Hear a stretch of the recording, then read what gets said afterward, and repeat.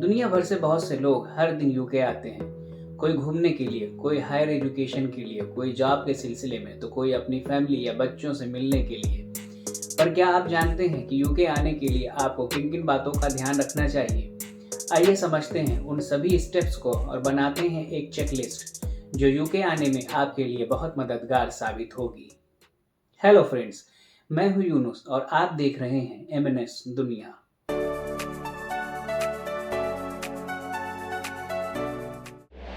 UK आने के बहुत से रीज़न हो सकते हैं, पर रीज़न जो भी हो, हमारे मन में ये डर हमेशा रहता है कि हम सफ़र पर निकलने से पहले कुछ भूल तो नहीं रहे हैं। मन का ये डर बिल्कुल जायज़ है, पर आप परेशान ना हो। इस वीडियो को आखिर तक देखें और जानें कि अगर आप यूके आने का प्लान कर रहे हैं तो अपनी तैयारी कैसे करें। आज का ये वीडियो खास तौर पर उन लोगों के लिए है जो जॉब करने के लिए पहली बार यूके आने का प्लान कर रहे हैं और नए हैं। पर अगर आप किसी और रीज़न से आ रहे हैं तो भी इस वीडियो को ज़रूर देखें, क्योंकि इसमें बताई गई बहुत सी बातें सभी के लिए कॉमन हैं। आप अपनी तैयारी दो हिस्सों में बांट लें, यूके आने से पहले की तैयारी और यूके पहुंचने के बाद पहले क्या करें। अगर आप जॉब के लिए यूके आने का प्लान कर रहे हैं तो सबसे पहले वीज़ा के नियम और शर्तों को ध्यान से पढ़ लें। अगर आप वीज़ा की शर्तों को पूरा कर पाने में एलिजिबल हैं तो कम से कम 3 से 4 महीने पहले रिलेटेड कंपनी में जॉब एप्लीकेशन और इंटरव्यू का प्रोसेस स्टार्ट कर दें। जॉब के लिए सेलेक्ट कर लिए जाने पर इंश्योर कर लें कि आपको जॉब ऑफर लेटर मिल गया है। जॉब ऑफर लेटर मिलने के बाद आपको वीज़ा एप्लीकेशन के लिए प्रिपरेशन शुरू कर देनी चाहिए। इस प्रिपरेशन में आपको कई डॉक्यूमेंट्स और सर्टिफिकेट रेडी करने होते हैं। वीज़ा एप्लीकेशन की इस तैयारी में 2 से 3 महीने का समय लग सकता है। वीज़ा एप्लीकेशन की रिक्वायरमेंट के अकॉर्डिंग जब आपके डॉक्यूमेंट्स रेडी हो जाएं, तब आप यूके का वीज़ा वीएफएस के माध्यम से अप्लाई कर दें। वीएफएस की वेबसाइट का लिंक डिस्क्रिप्शन में दिया है, आप जाकर चेक कर सकते हैं। वीज़ा एप्लीकेशन की फीस के साथ ही आपको IHS यानी इमिग्रेशन हेल्थ सरचार्ज की फीस भी ऑनलाइन जमा करनी होगी। ये फीस स्किल्ड वर्कर वीज़ा पर यूके आने वाले लोगों के लिए है, इसलिए ध्यान रखें कि आपके डेबिट या क्रेडिट कार्ड में इंटरनेशनल ट्रांजैक्शन इनेबल्ड हो और ट्रांजैक्शन लिमिट 3 लाख रुपए से कम ना हो। अगर लिमिट कम हो तो किसी दूसरे के डेबिट या क्रेडिट कार्ड को फीस जमा करने के लिए यूज कर सकते हैं, मगर कार्ड होल्डर से परमिशन लेकर। अगर आप चाहें तो वीज़ा एप्लीकेशन के साथ ही यूके की फ्लाइट टिकट भी बुक कर सकते हैं। यूके का सबसे famous airport London Heathrow airport है, जो कि लंदन शहर के पास है। फ्लाइट टिकट बुकिंग के साथ ही आप ट्रेन टिकट भी बुक कर लें। अगर डिपार्चर से पहले आपको होटल में रुकने की ज़रूरत है तो होटल की बुकिंग भी ट्रेन की टिकट बुकिंग के साथ ही कर लें। जो लोग जॉब करने के लिए आ रहे हैं, अगला स्टेप उनके लिए बहुत ज़रूरी है। आपको यूके उतरने से पहले ये फाइनल करना बहुत ज़रूरी है कि आप यूके में कहाँ रहेंगे। अगर आपकी कंपनी आपको एकोमोडेशन प्रोवाइड कर रही है तो ठीक है, अगर नहीं और आप यूके में नए हैं या पहली बार आ रहे हैं तो अपनी कंपनी के ऑफिस की लोकेशन के पास के किसी होटल या अपार्टमेंट को कम से कम 1 महीने के लिए बुक कर लें। ऐसा इसलिए कि नए लोगों को रेंट पर मकान लेने में थोड़ा प्रॉब्लम हो सकती है।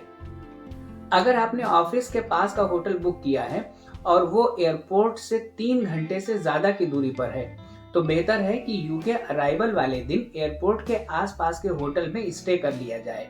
इससे आपको ज़्यादा थकान नहीं होगी और आप फ्रेश महसूस करेंगे। अगर आपको ये ऑप्शन अच्छा लगता है तो एक दिन की होटल बुकिंग एयरपोर्ट के पास के होटल में ही कर दें।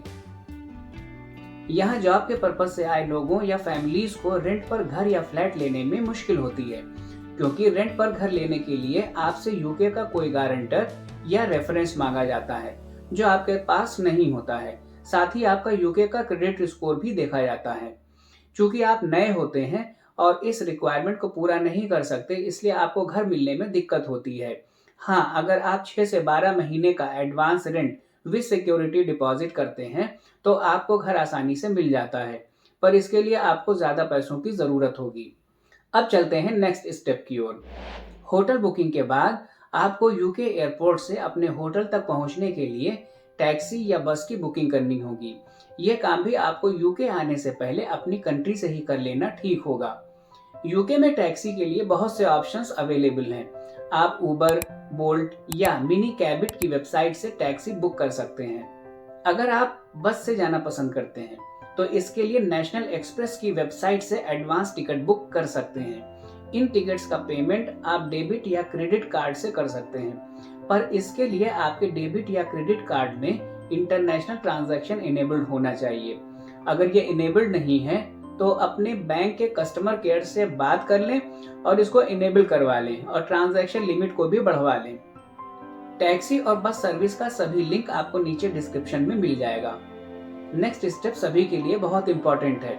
जब आप यूके आ रहे हैं तो आपको पैसों का लेन देन भी करना होगा, चाहे वो होटल की बुकिंग हो, बस की बुकिंग हो या कुछ खाना पीना हो।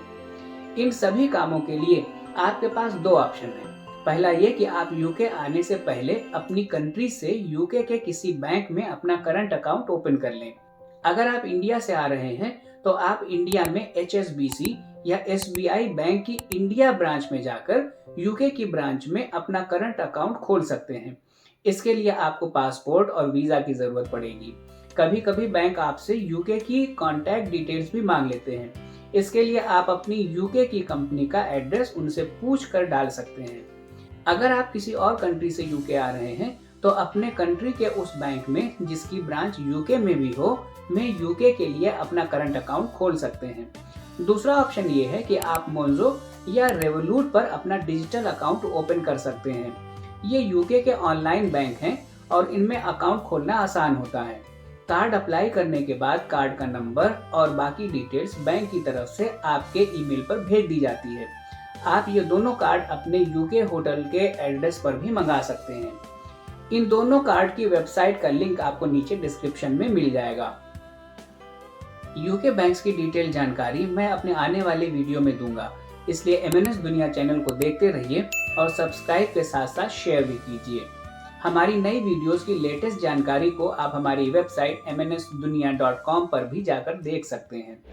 अगर आपका बैंक अकाउंट किसी वजह से नहीं खुल पाता है तो SBI, HDFC या किसी भी नेशनलाइज्ड बैंक से फॉरेक्स कार्ड बनवा लीजिए। इस कार्ड का इस्तेमाल आप विदेशी लेन देन के लिए कर सकते हैं। ध्यान दीजिएगा कि यूके में लैंड करने पर आपके फॉरेक्स कार्ड में कम से कम 1500 से 2000 पाउंड या डॉलर जरूर पड़ा रहे। ऐसा इसलिए कि यहाँ पर ज्यादातर लेन देन कार्ड से होता है और कुछ जगहों जैसे टैक्सी या कैब बुकिंग सिर्फ कार्ड से ही होती है। अगर आपके पास इंटरनेशनल क्रेडिट कार्ड नहीं है तो इसे भी अपने बैंक के माध्यम से बनवा लीजिए। बैंक अकाउंट और कार्ड के अलावा आपके पास यूके की करेंसी भी कैश में होनी चाहिए। जब आप यूके आएं तो कम से कम 500 पाउंड अपने साथ जरूर लाएं। यूके की करेंसी को पाउंड स्टर्लिंग या GBP भी कहते हैं। यूके की करेंसी पाने के लिए आप बैंक या करेंसी एक्सचेंज पे जा सकते हैं और रुपए को पाउंड में कन्वर्ट करा सकते हैं। इसके लिए आपको करेंसी कन्वर्जन चार्ज देना होता है। एयरपोर्ट पर यह चार्ज ज्यादा होता है, इसलिए बाहर से एक्सचेंज करवाना बेहतर रहता है। चलिए चलते हैं अगले स्टेप पर। यूके आने से पहले अपने सभी इंपॉर्टेंट डॉक्यूमेंट्स को चेक कर लें और अपने ट्रैवल बैग में सुरक्षित रख लें।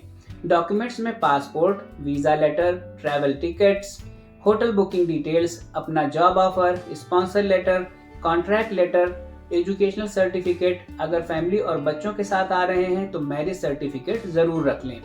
मैरिज सर्टिफिकेट की जरूरत इंडियन पासपोर्ट के रीइश्यू में पड़ती है।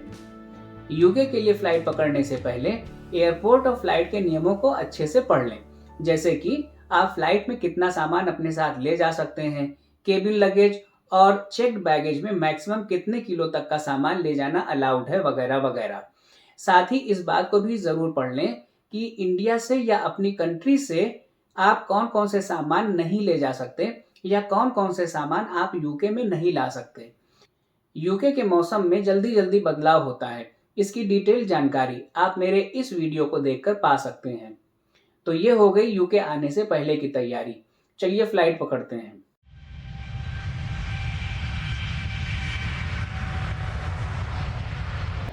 यूके में पहुंचने के बाद सबसे पहले आपको इमिग्रेशन क्लियर करना होता है। इमिग्रेशन ऑफिसर आपसे यूके आने का कारण पूछेंगे। जवाब से सेटिस्फाई होने पर वो आपके पासपोर्ट पर स्टैंप लगाकर जाने को कह देते हैं। इमिग्रेशन से निकलने के बाद आपको अपना बैगेज कलेक्ट करना होता है। अब आप यूके आ चुके हैं तो सबसे पहला काम जो आपको करना है वो है यूके का सिम कार्ड लेना। सिम कार्ड आप एयरपोर्ट से ले सकते हैं। यहाँ पर लेबारा, वोडाफोन, गिफगैफ, ईई और 3 नाम की कंपनियों के सिम कार्ड आप ले सकते हैं। ये कार्ड जल्दी से एक्टिवेट हो जाते हैं। सिम डालने के बाद उबर या वोल्ट ऐप इंस्टॉल कर लें। अगर आपने इंडिया या किसी और दूसरी कंट्री से उबर ऐप को इंस्टॉल किया हुआ है तो आप उसे डिलीट कर दें और यूके उतरने के बाद आप नई उबर ऐप को इंस्टॉल कर लें और इंस्टॉल करने के बाद यूके के किसी बैंक का इशू किया हुआ डेबिट या क्रेडिट कार्ड डिटेल डालने के बाद आप कैब बुक कर सकते हैं।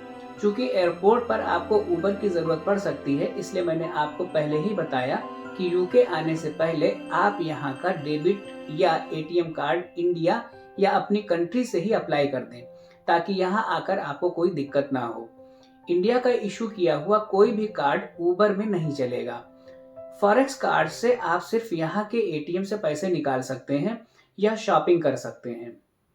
अगर आपने रेवोलूट या मोन्जो कार्ड इशू करा लिया है तो अगली समस्या उसमें पैसे डालने यानी टॉपअप करने की होगी, तो उसकी भी कोई चिंता करने की जरूरत नहीं है।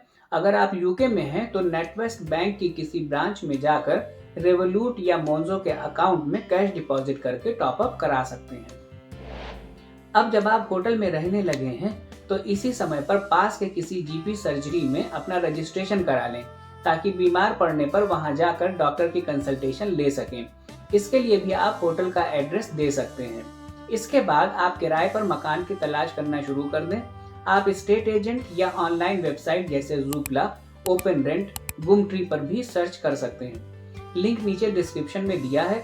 अगर आप यूके में नए हैं तो आपको 6 से 12 महीने का रेंट एडवांस में देना पड़ सकता है। जब आपको मकान मिल जाए तो अपने शहर की लोकल काउंसिल में वोटर रजिस्ट्रेशन जल्द से जल्द करा लें।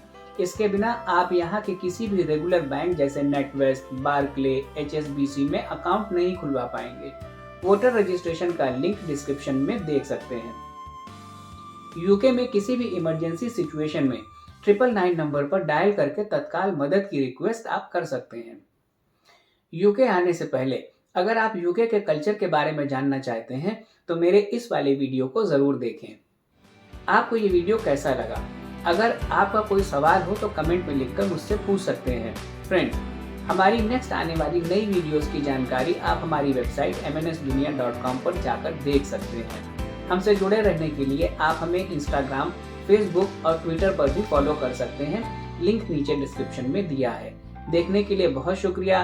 लाइक कीजिए, सब्सक्राइब कीजिए। मिलते हैं अगली बार एक नई वीडियो में MNS दुनिया के साथ।